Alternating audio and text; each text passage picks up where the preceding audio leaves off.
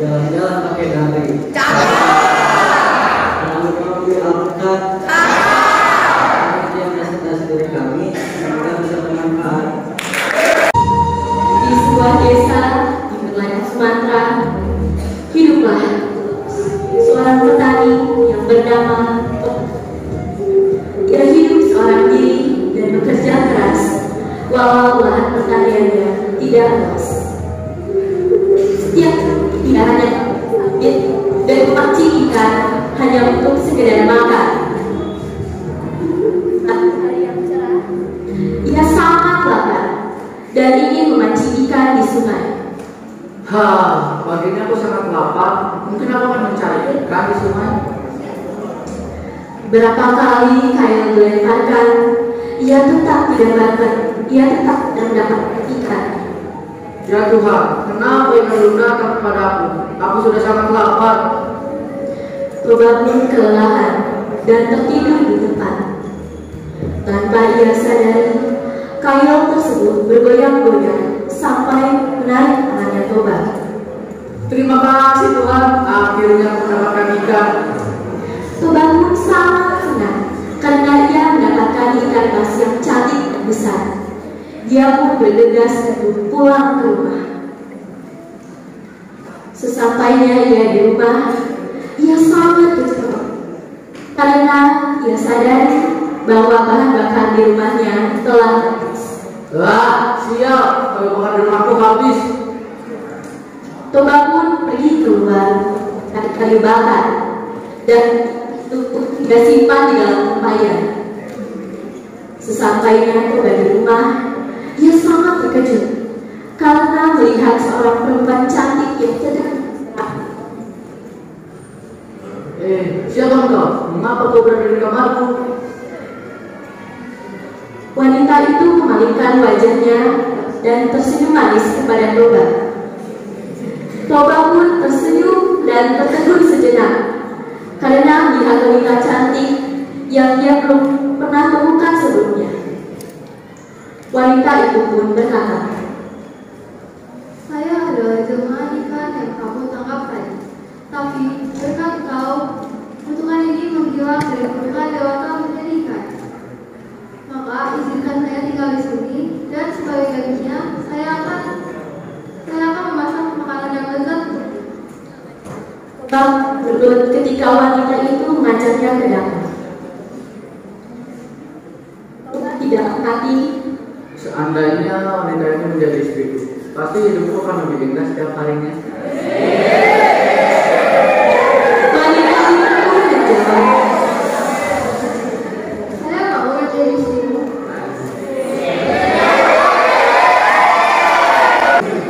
Tetapi ada satu syarat yang kau coba lakukan. Katakan, apa syaratnya?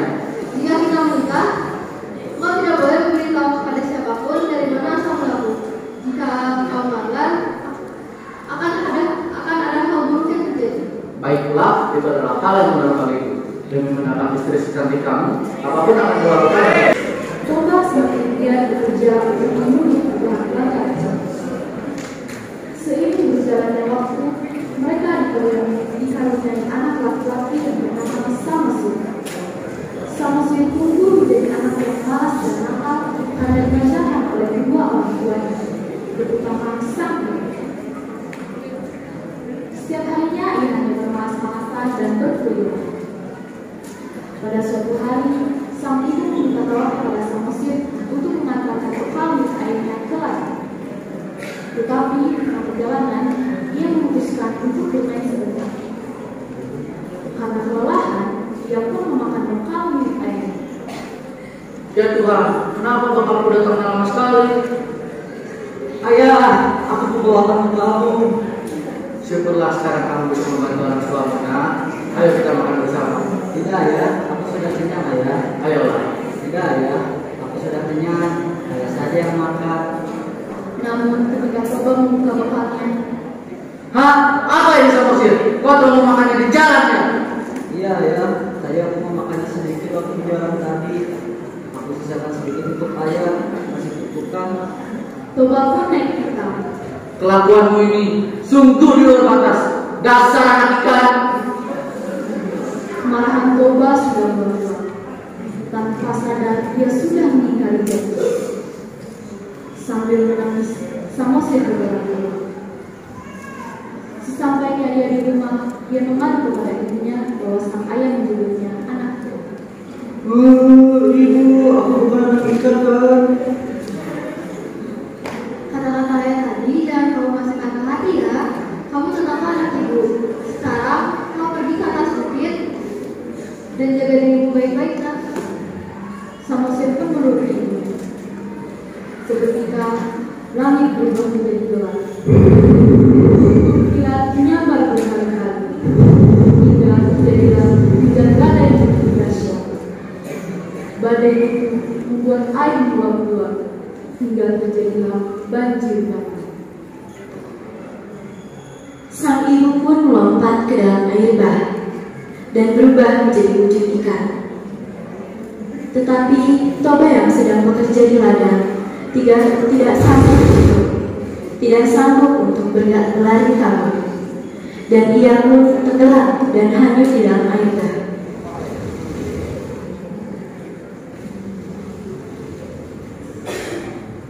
Kini air bah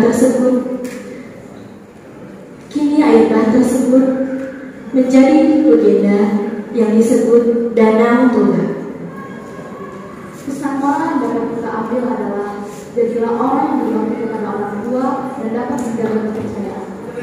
Sekian dari bercerita hari ini. Terima kasih.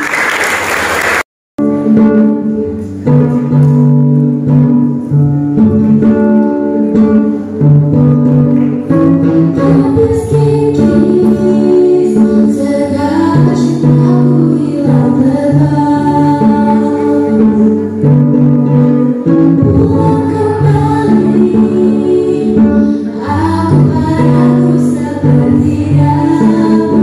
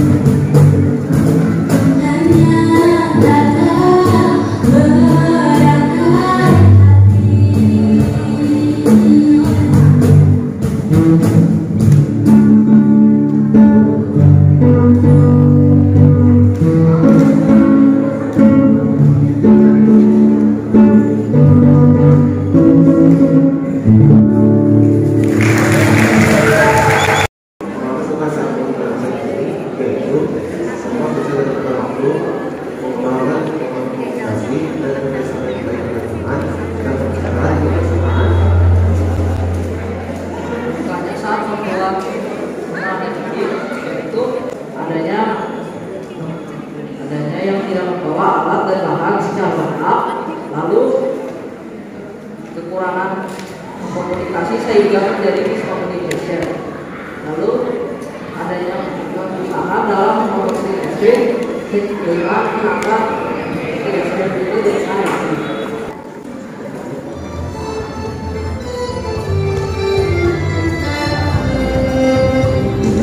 kita terjatuhi mencari makan di pinggir kali.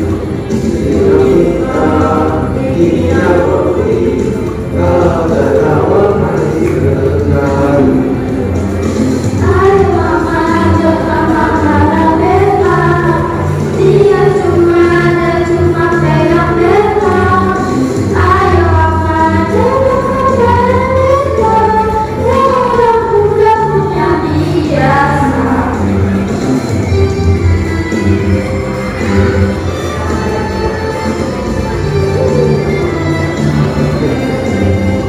Ayo kita terjatuhi mencari makan di pinggir kali.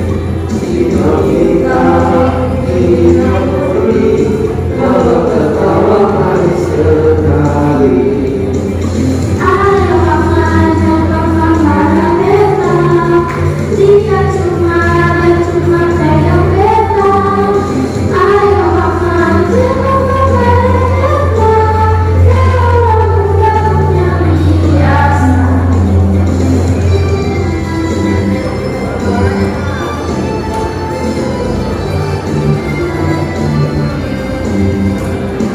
Kita terjatuhi mencari makan di pinggir kali.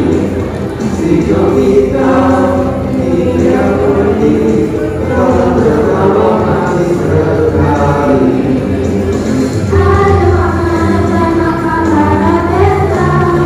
Dia cuma pegang beta. Ayo mama, coba makanan beta. Orang muda punya biasa.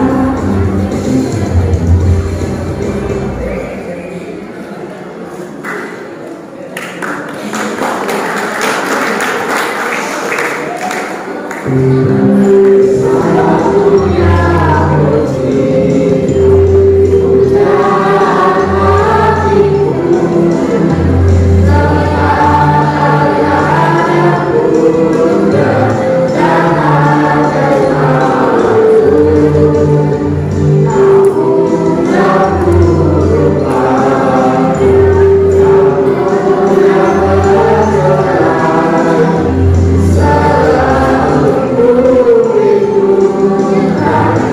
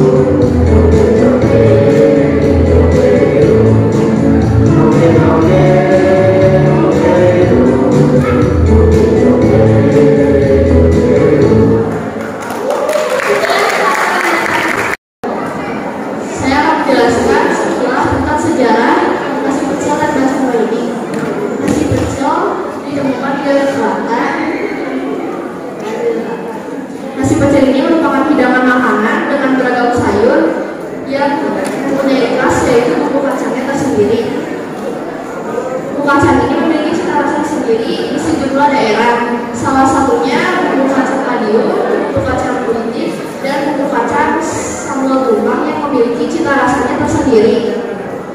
Diceritakan dulu kala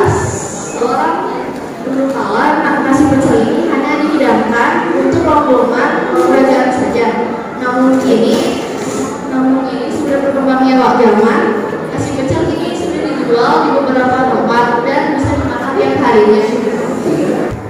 Ditambah dengan timun dan Bacem tahu tempe dan tahu. Sejak bacem tempe dan tahu, meski rasanya enak, realitanya bacem tercipta dari masa kolonial Belanda dan menjadi salah satu simbol kebiasaan di masa itu. Tahu merupakan sajian makanan yang berasal dari Jawa Tengah dan Timur Jakarta. Makanan ini mempunyai ciri khas yang manis karena berasal dari gula merah. Proses pembuatannya dengan merendamnya dalam air dan membutuhkan waktu yang cukup lama.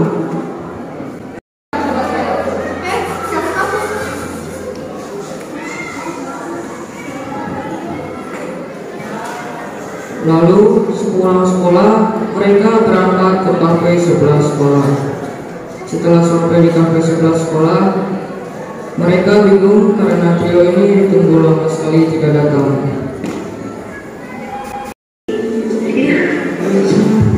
Itu benar ngapain? Jelasnya ya. Iya, gak jelas banget. Mana ya?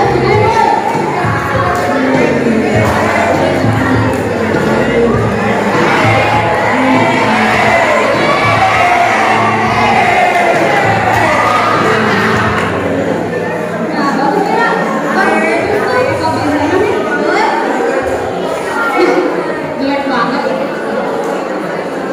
Apaan sih, gak jelas banget. Nanti kalian datang marah-marah. Videoin lagi.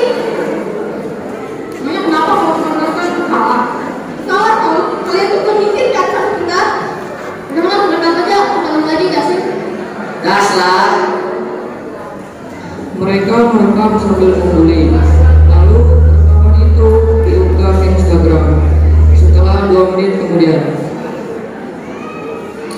Udah kalian ngapain sih dari kemarin? Nungguin kita mulu. udah gak jelas, lama-lama pergi yuk. Putri atau perempuan anak gadis yang masih belum menikah. Rumah adat ini juga sebagai bentuk perhatian keluarga kepada anak gadis yang belum menikah untuk menjaga kehormatannya.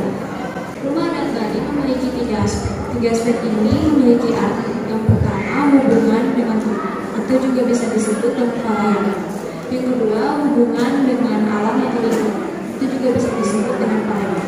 Dan yang terakhir, hubungan dengan antar manusia, atau juga bisa disebut dengan pahlawan. Ciri khas rumah pelayanan ini ya memiliki bentuk persegi panjang yang terletak di sebelah utara bangunan utama, dan juga rumah adat ini juga memiliki 2 ruangan, yaitu balik kanan dan juga balik kiri. Bangunan Kalimantan diwajibkan untuk menghadap ke arah utara, berbentuk persegi panjang dan terdapat balai-balai di sebelah kanan dan juga kirinya. Kami di sini juga membuat pura-pura. Pura-pura ini pada umumnya dipakai untuk beribadah atau berdoa. Biasanya rumah adat Bali pasti memiliki pura ini, terkhusus yang memiliki agama Hindu. Kesulitan yang kami alami pertama, ukuran trapesium dan kotak yang kami gunakan untuk membuat pura sedikit miring jika dilihat dari samping.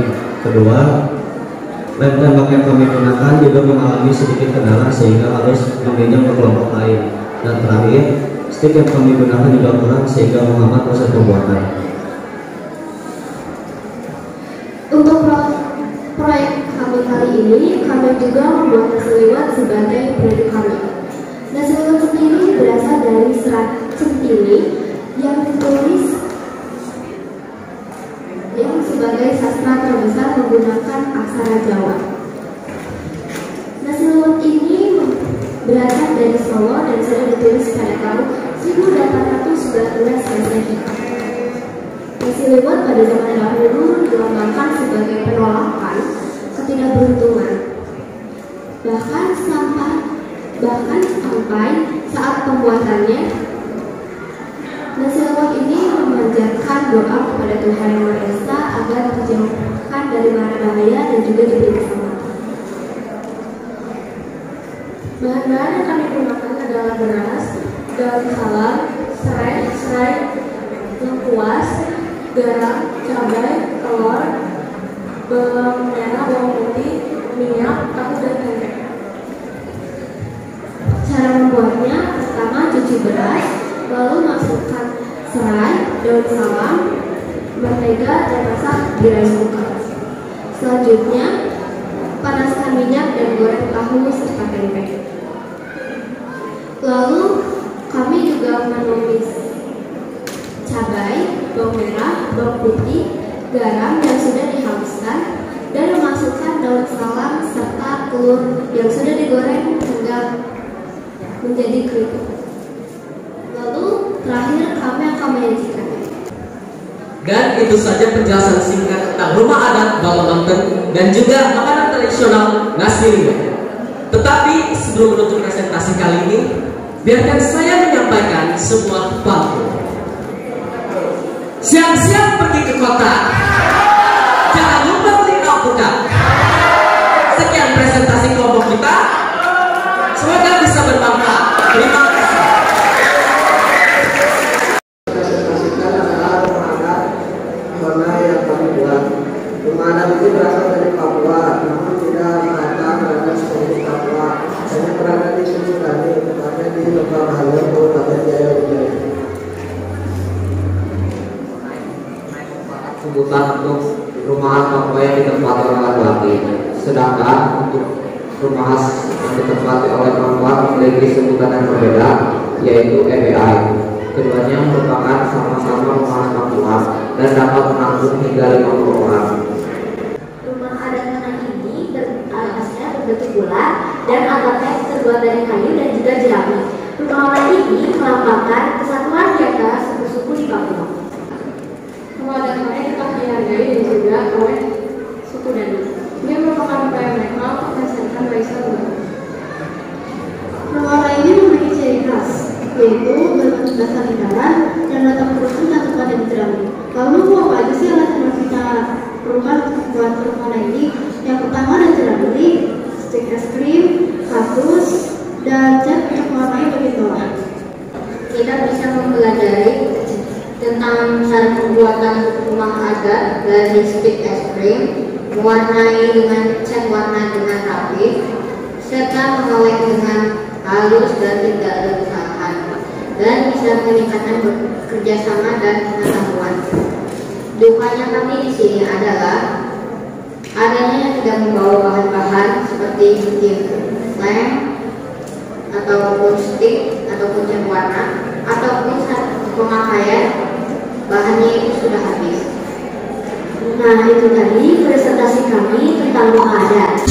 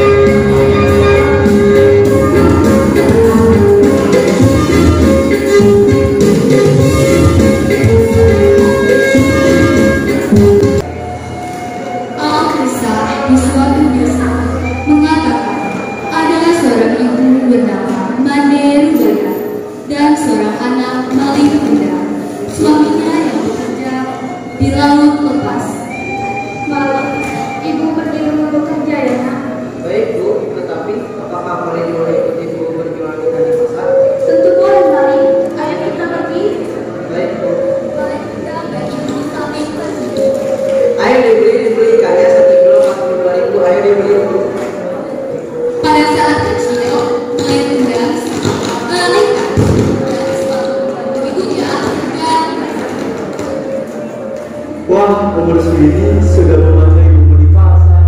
Siapa kamu, Kak? Nama saya Malim, Pak. Nama yang bagus. Semoga kamu bisa terus membantu ibu sampai tua ya, Kak. Iya, Pak. Baiklah, Nak. Saya membelikannya 1 kilo. Harganya 42.000 kan? Ya, Pak, harganya Pak. Pak, ini saya terima kasih datang. Setelah 12 jam mereka berjualan, akhirnya mereka bergegas pulang ke rumah untuk beristirahat. Malim, terima kasih ya nak sudah membantu ibu berjualan. Ya, Bu, sama-sama. Setelah 18 tahun lamanya, akhirnya Malim muda akan pergi ke desa sebelah dan segera berpamitan ke ibu. Malim, jangan lupakan ibu nak, pulanglah dengan cepat nak. Ya, Bu.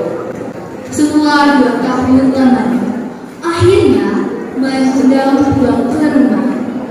Tetapi Malim muda pura-pura tidak mengenali ibunya sendiri. Ibunya sangatlah sedih.